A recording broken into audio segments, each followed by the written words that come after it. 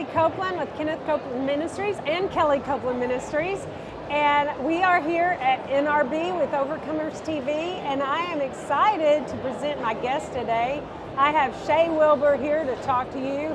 She is partnering and works with Troy Brewer Ministries, doing amazing things. So stay with us today because you're going to enjoy this interview today. Thank you so much for having me. What an honor to be here with you. You are such, I don't know, you're just like the Christian woman package of the year, I think. Oh, thank you. You've got so the much. outfit, you've got the look, you've got the... I do try. The brains, but here's what I love. The Spirit of God exudes out of you. Praise the love that you present with, the love you just show up with, every time I've seen you, that means more than any of the rest of it. In fact, can make up for missing all of the rest of it, right? You really just need Him, but you really do show Him. Thank you so much. I'm honestly so blessed, especially in this season of life, you know, when I look back at where I've been and where God has me now. It's kind of, I mean, the fact that I'm sitting across from you at NRB, if you would have told me 5 years ago that I'd be here, I probably wouldn't have believed you. So it's all the Lord, and I just remained fixed on Him. I go where He tells me to go, and I do what He tells me to do. So Shae, I know you, and we've talked a lot, Yeah. and I've seen you, and we've visited. I really don't know your background, Yeah. so I know we all want to know who is Shae? Yeah, so I'm actually a fourth-generation Messianic Jew. And So I was born and raised in Philadelphia, raised as a ministry kid. My grandfather was a rabbi, a Messianic Jewish rabbi, and my dad was a musician, and I grew up in a ministry home, and always knowing I would be called to ministry. I thought I was called to music ministry, period, end of story. And my life has taken many turns in addition to that, and it's been really incredible. You know, long story short, 43-year story short, I was raised in ministry, thought I would only do music ministry. When I got married in 2006, my husband convinced me to audition for American Idol, and I went on American Idol, and I was a contestant on season 8, which was like 17 or 18 years ago now.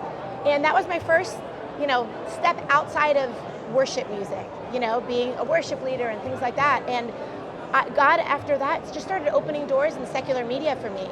And I started working as an on-camera correspondent, as a fashion and beauty expert. I worked in news. And then my husband and I moved to LA. God opened more crazy doors there. We can get into the details if you want. But it's just been, my whole life has been lived in seasons, and each season looks very different, but each season requires a yes from me to the Lord. And sometimes it's easy and sometimes it's not. But I've learned in life that it will always be better, no matter how hard it might seem, no matter how hard that yes might seem, it will be better if it's what God has called you to do. I think that yes is what takes you into your assignment. Because you think Amen. you know when you're in high school, when you're in college, or maybe you don't know and you're like, how do I know God's will for me? It's just a kind of a daily yes, isn't it? It is. And then one day you say yes to something and you don't even know what's behind that. Oh, yeah. It's like, what's behind the door, number 1, 2, 3, or 4. Completely. But it's the door that He's opening that you say yes to, and it takes you places like where you are today. Yes. It's just, you've been involved in so many things working with Troy Brewer Ministries. Oh, yeah. That's been such an answer to prayer. Coming here, we moved to Texas 2 years ago, and that was another crossroads in life where God had opened up numerous doors for my husband and I and for our family. We knew the Lord was calling us to the DFW area, but we didn't know where.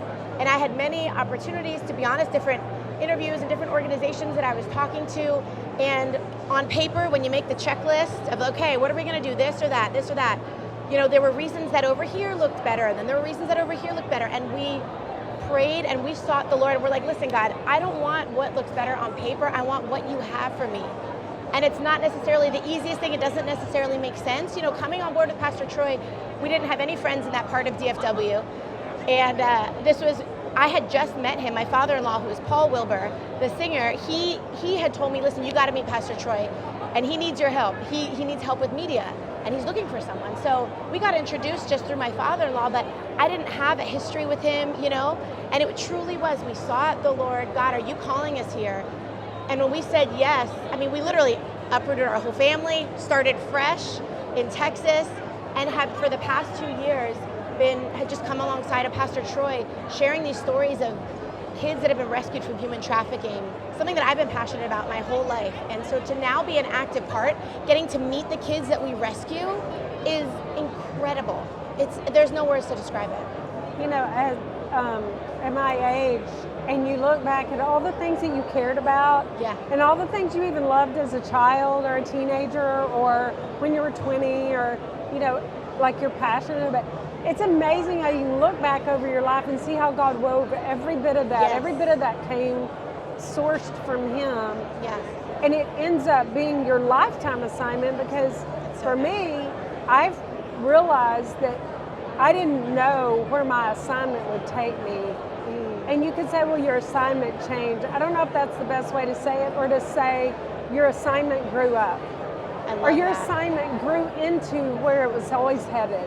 Yeah. And would you just talk about assignment? Because I think Satan has tried in this days, God is heading people in different ways than they thought He was leading them, or you're suddenly beginning to get into business and you were a pastor, or vice versa, or whatever.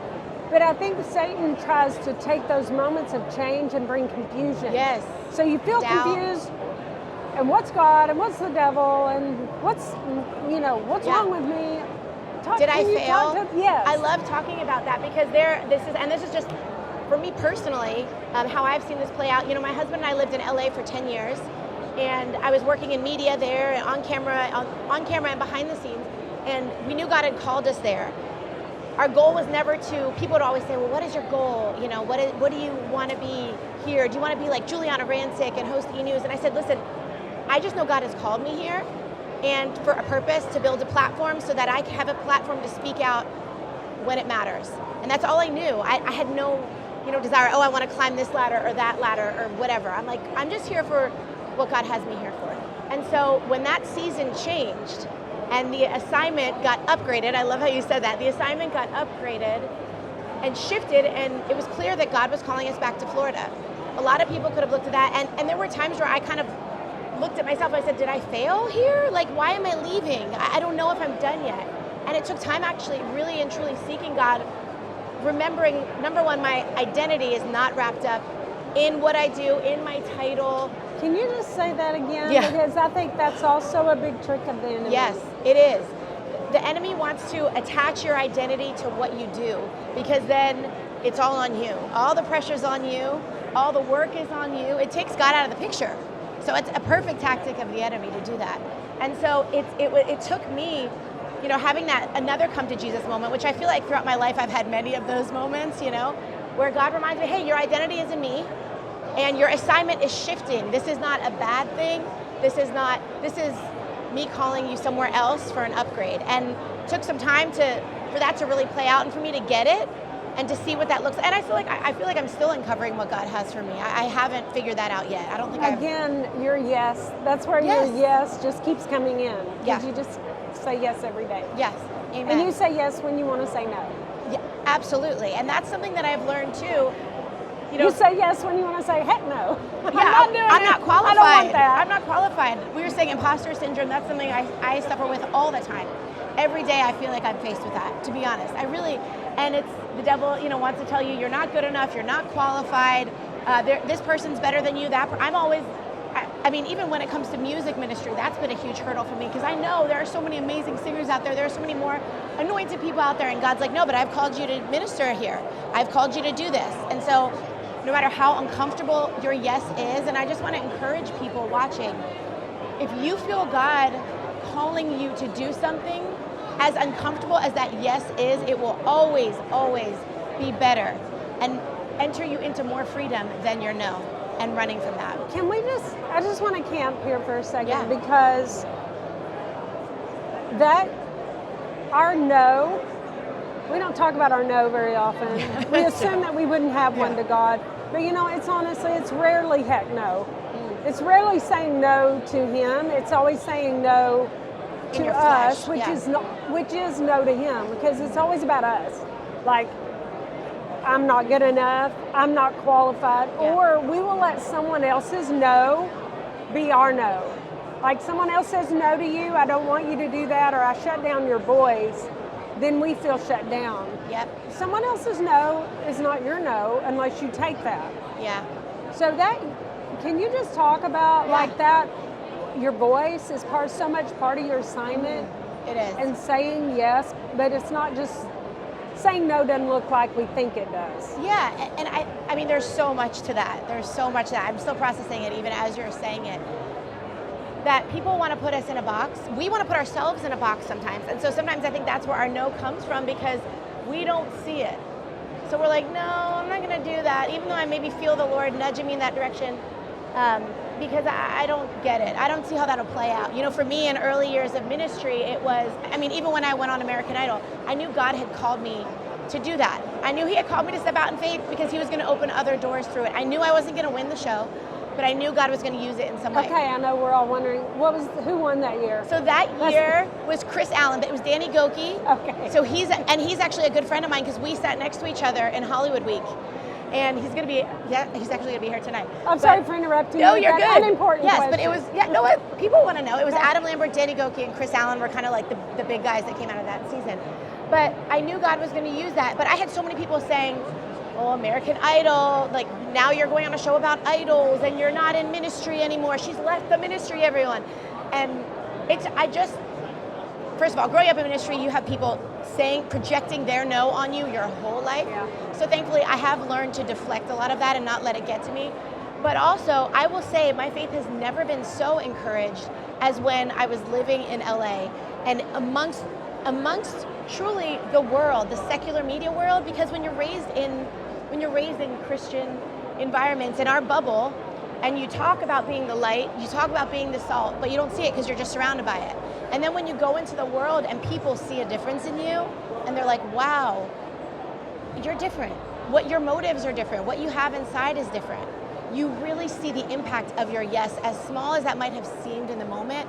Like, thank God I didn't put myself in a box. Thank God my husband pushed me out of my box. I'll say that. I should give him the credit, because I was like, there's no way I'm going on American Idol in front of Simon Cowell. So there is that I need to say. I have to give my husband credit for that, for pushing me out of my comfort zone there. But yeah, when you stay within your box, when you accept no, you have no idea how you are limiting what God can do in your life, because we can't even fathom the things that he has for us. That's true. He writes our story better than we do. We make ourselves more important than him. Yeah. And, you know, I just want to say this because somebody needs to hear this. If we're allowing, and I'm not saying this like judging you, because we've all done this, and I've done this, and I've dealt with it like recently, probably still am dealing with it with the Lord, okay? But if someone else's no is that important to you, then you are not anchored in the Lord's yes about you, his identity in you, but you haven't really anchored yourself in your yes to him either. And I just encourage you, like, that's a great visit with the Lord. Yeah. Just go talk to Jesus. Say, Jesus, where am I holding back in my yes that someone else's no could mean anything to me? That's so, you just reminded me, because whenever my husband and I have reached a crossroads in life where we're faced with decisions, when we were seeking the Lord, whether we should move to LA, we fasted and prayed for 3 days, and we knew that God was telling us to do that. And we shouldn't make a decision until the third day. And within those couple of days, we were back, at least I was more back and forth. I tend to be that way. My husband is like slow and steady, seeking God, and then, we'll decide on the third day. I was all over the place. And what's interesting is during that time, many people spoke into our lives, telling us what they thought the Lord was saying to us. And had we listened to them, we would have been accepting their no for that season. And so I just want to encourage people that seek the Lord for yourself. What is God telling you to do? And don't let other people's no, don't let other people's boundaries or perception of what they think you're qualified to do, they think you should do, affect what God has called you to do. That's strong. That will lead you to every step. Now you're doing things you probably never thought you'd be doing. Yeah. And experiencing things that you never thought you'd experience or would dream of. So I think that's so good. Thank you, Shae. I appreciate you being here. I appreciate everything that you're part of with Pastor Troy. Thank you. I've been on the Pulse. I know we've had you on our show so many times, so this is fun to get to hang out with you. I encourage you to watch Pastor Troy, and you'll catch Shae inserting important dialogue and important try. perspectives I try. in conversation with Pastor Troy, which Thank I'm you. sure is interesting. Oh, yes, it's so interesting. So- We're always learning from him. I mean, he's truly a blessing. He's truly a man after God's own heart, and it has been so incredible to just see how he operates again, being raised in ministry, and seeing the good, the bad of ministry, seeing the real and the fake of ministry, and Pastor Troy's as real as it gets. Yeah. And I love that. It is so refreshing in this day and age. And his yes constantly pushes me as a person to say yes in my own life in ways that are difficult. Well, his yes has said yes to a lot of Yeah. things that are just so critical Yeah. to people and to freedom. And I know that's one of the things that the Kellie show, we always have our guests talk Yeah. about. We're talking about freedom, and then just to bring people to freedom in multiple ways and to realize what God is setting the captive free. And sometimes it looks like trafficking, and sometimes it looks like your voice that's been held captive by somebody Yes. else or by the own lies in your own heart. And so today, I just want to encourage you, do not let your voice go. It belongs to Jesus. Your choice and your voice. Yes, I love that. That Your choice covers and your everything. voice. Yeah. Don't I let love anybody it. take it. Don't let anybody have it today. And don't let anybody make you think you can't say yes to Jesus. Overcomers TV, streaming now. Download our app on your smart TV, Roku, Apple TV, and more. It's finally here, our second annual mega sale. This sale only comes around once a year, so take advantage of the best offers ever while you can. For example, save 50% on our Giza Dream bed sheets, as low as $29.98. And for the first time ever on TV, My Pillow mattresses and My Pillow mattress toppers, as low as $99.98. And you save 50% on our Lux Pure 6-piece towel sets. Regular $69.98, now only $39.98. And our best-selling standard My Pillows, regular $49.98, on sale for $17.98. Wait on it, mega sale, only $14.98. So go to mypillow.com or call the number on your screen. Use this promo code to take advantage of our second annual mega sale. But wait, there's more. To make the mega sale even more special, when you order right now, your order's gonna ship absolutely free. In 1953, Jack Drake set up a borrowed tent on donated land just east of the Navajo Nation. There, Four Corners Home for Children was born. Since then, over 2,000 children have passed through our doors, and there's always room for more. Our House of Hope offers shelter to children in crisis. The House of Faith is a long-term home where children can grow and thrive. Our House of Grace provides life skills training to older teenagers as they work toward independence. The Four Corners Academy for Excellence provides educational opportunities in an environment conducive to learning. Navajo Nation Outreach provides for the needs of the Navajo people. Addiction recovery, food distribution, providing Bibles in the Navajo language. Four Corners Home for Children, serving in Navajo land since 1953, a place for children to call home.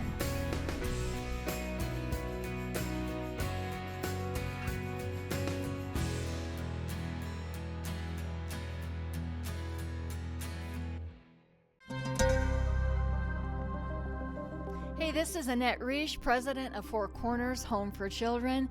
We are excited this month to tell you about our Navajo Nation Outreach Program. This program is growing by leaps and bounds. I could talk about it all day long, but I want you to hear about it from some of the folks directly involved. Navajo Nation Outreach is a very good thing as far as bringing all the Navajo ministers together and to get on one page to go forward with the word, teaching and preaching it, and most of all living it. Churches on the reservation, it's been estimated about 500 churches somewhere in that neighborhood. For Navajo Nation Outreach, we go out into the community, like we've gone out to Ojo Amarillo, where they have, I believe, 150 homes out there, and we talk to people out there, sharing literature with them of the Navajo neighbors, the Book of John, and we distribute some food to them that was donated to us, some clothing that was donated from other churches out of state. And Four Corners Home for Children have been receiving a lot of donation of clothing, jackets, clothing for kids all the way to adults. They have been receiving sleeping bags, caps, jackets, and we take some of these to the homes that we visit, and they can come out and pick whatever they need. so we do that. We invite them to come to church, and we ask them if they've are attending any church in the community, and if they're not, we invite them to come to our church. And On Sunday mornings, we have Navajo Bible reading. My focus is that the Navajos who come to church would learn to read Navajo. We can talk about the scriptures in Navajo. We did a couple of flea market outreaches, like in Shiprock and Kirtland. It was good. We passed out audiobooks, Bibles, songbooks. We prayed with people. We just talked to people there too, like see what they're doing and if they're not drinking or if they need help. We did that in Shiprock and in Kirtland. In the nomination, all the generations, especially future generations, we need help in those areas where, those remote areas where they haven't heard recovery, celebrate recovery. I've been coming here since last January 2023, so this has been my second year. I've been coming from here, from Shiprock, on my bicycle. The Celebrate Recovery, I was initially introduced to it probably a good 10 years ago, and there are 5 meetings in the area, 5 different nights, Monday through Friday, at different fellowship places, different churches, and it's a 12-step program. It's kind of follows along with the Alcoholics Anonymous, Narcotics Anonymous steps, but it's Christian based, so we're using the Bible to help us with each step along the way on the road to recovery from not just drugs and alcohol, but any addiction.